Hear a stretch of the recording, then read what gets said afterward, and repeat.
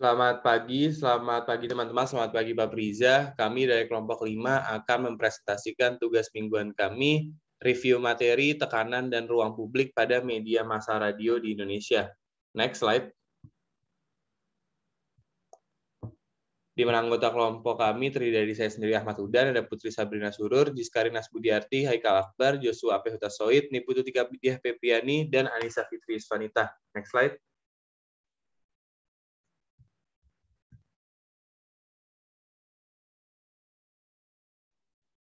Yang pertama, tekanan pada regulasi. Radio adalah media penyiaran yang digunakan untuk mendengarkan lagu dari zaman dulu sampai zaman sekarang. Banyak lagu-lagu yang diputar melalui radio dan bisa lebih dikenal ketika radio sebagai alat pemutar lagu tersebut. Namun KPI membatasi pemutaran lagu yang tidak bisa diputar pada radio karena lagu yang diputarkan tersebut memiliki arti yang tidak pantas untuk didengar oleh anak di bawah umur. KPI meminta pihak radio untuk tidak memutar lagu-lagu yang memiliki arti yang kurang baik untuk didengar. Kalaupun pihak radio tetap ingin memutarkan lagu tersebut untuk bisa didengar oleh semua orang, maka KPI meminta pihak radio untuk memutar lagu tersebut di atas jam 10 malam waktu Indonesia Barat. Karena di saat jam itu sudah tidak banyak lagi anak di bawah umur yang mendengarkan lagu melalui radio. Dan opsi yang kedua adalah mengedit lagu tersebut pada lirik yang tidak boleh didengar. Lirik yang dikira kurang sopan artinya harus disensor pada saat pemutaran lagu tersebut. Seperti yang telah dijelaskan pada Undang-Undang tentang penyiaran yang terdapat pada pasal 35 tentang isi penyiaran dan pasal 38 tentang bahasa siaran.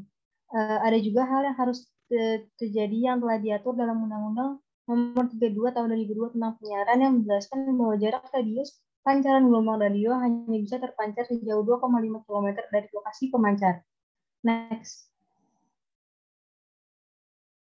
Selanjutnya ada politik. Dalam penyiaran yang dilakukan biasanya sangat dilarang untuk memasukkan unsur politik seperti lebih pro pihak mana maupun kontra terhadap pihak mana yang bisa membuat mendengar merasa terpojokan. Walaupun sekarang sudah banyak politik yang memasuki penyiaran radio dengan memberikan dana atau memasukkan tambahan bagi institusi radio sebagai biaya tambahan tersebut yang membuat penyiar radio harus lebih condong pada satu pihak politik tersebut. Ketika suatu pihak politik telah masuk ke dalam suatu institusi penyiaran radio, maka otomatis akan mempengaruhi konten yang akan disampaikan kepada khalayak. Jika suatu politik telah mempengaruhi konten dari penyiaran itu, maka radio tersebut tidak lagi menjadi institusi penyiar radio yang sesuai dengan standar yang telah ditetapkan. Next. Selanjutnya ada tekanan di bidang ekonomi. Tekanan dalam bidang ekonomi terutama terjadi pada aspek ekonomi politik. Ekonomi politik media sudah ada di Indonesia sejak lama, sejak dulu, dengan cara memperdayagunakan sumber daya yang tersedia untuk mencapai tujuan tertentu. Ekonomi politik tepatnya sudah ada sejak awal perspektif teori Marxisme.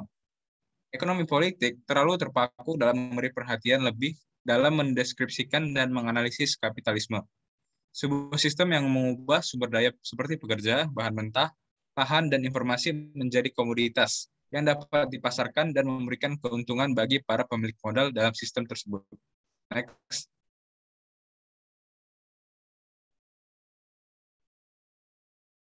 Selanjutnya adalah tekanan di bidang teknologi. Di dalam bidang teknologi ada dua, yaitu faktor pembatas dan faktor penghalang. Faktor pembatas yang dimaksud di sini juga membatasi pengembangan pesan yang dibawa teknologi komunikasi.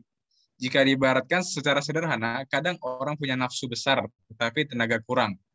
Adapun faktornya seperti infrastruktur belum siap. Kesiapan perangkat keras dan lunak dalam radio belum dibarengi dengan kesiapan infrastruktur di sekitar kita. Adanya kemungkinan infrastruktur baru diberikan kepada kota-kota tertentu, sementara atau bahkan di desa lain belum memungkinkan untuk diterapkan. Kedua, dari kurangnya jumlah BTS. BTS adalah Base Transfer Station, sebuah infrastruktur telekomunikasi yang memfasilitasi komunikasi nirkabel antara perangkat komunikasi. Dengan keadaan BTS yang terbatas, maka membatasi juga penyebaran pesan teknologi komunikasi. Contoh kasus misalnya salah satu penyedia layanan gencar ingin memasarkan, tetapi di sekitar desa tidak ada BTS, maka hal itu menjadi percuma.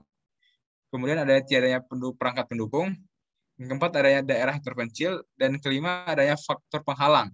Faktor penghalang ini berarti faktor mengakibatkan tidak diperolehnya kemanfaatan dalam mengadopsi teknologi. Contohnya secara sederhana, tingkat software. Adanya teknologi informasi baru yang bisa mengupdate hanya menyediakan isi yang lama. Sementara pengguna bisa memperolehnya dari sumber lain. Jadi secara fisik memang baru, tetapi isi tetap sama. Next.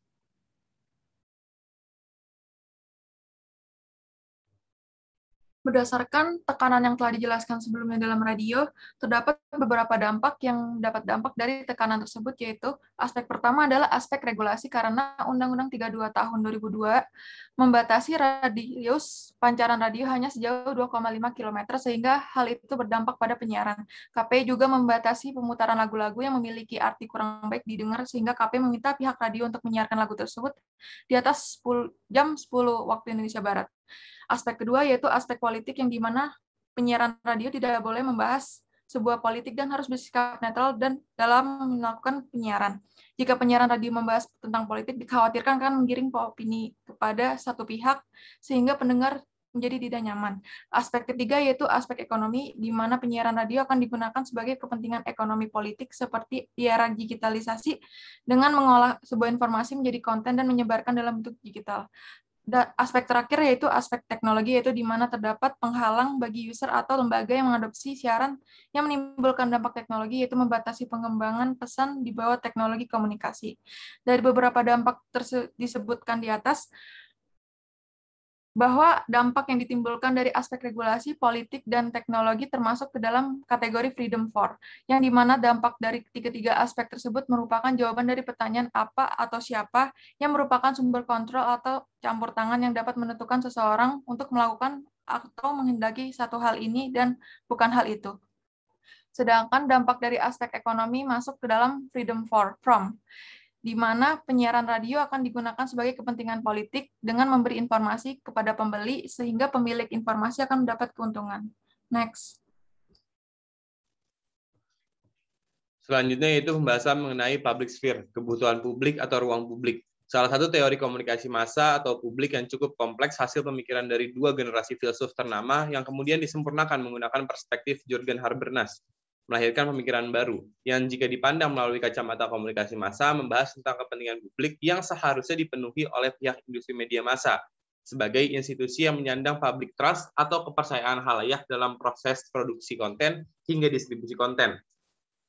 Pada dunia penyiaran radio di Indonesia, segmentasi konten yang disajikan terbagi dan dipisahkan oleh fokus utama setiap industri siaran. Ada siaran radio atau stasiun radio yang hanya fokus menyiarkan konten hiburan, ada juga stasiun radio yang fokus pada berita ringan, dan juga stasiun yang hanya menyiarkan pesan-pesan religius atau berupa agama. Melalui segmentasi tersebut, menurut kelompok kami, pada industri penyiaran radio di Indonesia, pihak media massa radio sudah cukup memenuhi kebutuhan publik secara menyeluruh, karena tren radio di hampir seluruh wilayah di Indonesia tidak mengalami penurunan, serta para masyarakat sudah bisa menempatkan diri mereka pada stasiun mana kebutuhan terpenuhi. Inilah salah satu bukti public trust yang masih bertahan dari publik atau masyarakat terhadap industri media massa radio di Indonesia. Next.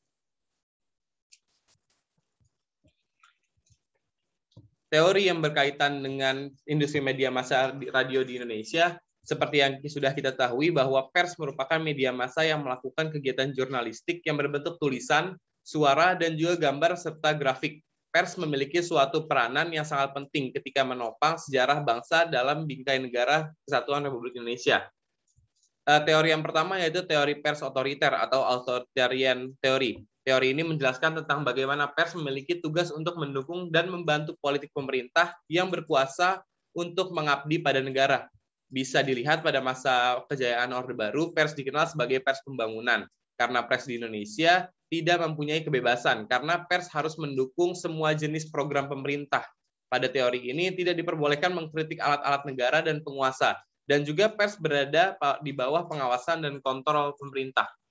Teori kedua yaitu selanjutnya teori pers memiliki tanggung jawab sosial atau social responsibility. Pada teori ini, pers menjadi forum yang dijadikan sebagai tempat untuk bermusyawarah dari berbagai masalah dalam rangka tanggung jawab terhadap masyarakat atau halayak. Teori ini menjadi asumsi media massa khususnya radio menjadi frekuensi milik publik. Ketika radio dijadikan kesadaran politik suatu partai atau orang tertentu, maka sudah terdapat aturan atau norma-norma yang berlaku di masyarakat. Jadi dapat disimpulkan bahwa sistem pers di Indonesia menciptakan pluralisme media yang merupakan kelanjutan dari tatanan komunikasi dan informasi dunia baru.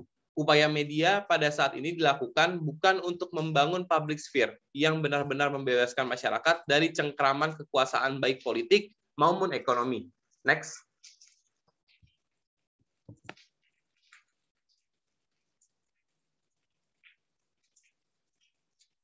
Berikut merupakan referensi yang kami gunakan untuk menyelesaikan tugas kali ini. Terima kasih Pak Prija, terima kasih kawan-kawan. Assalamualaikum warahmatullahi wabarakatuh.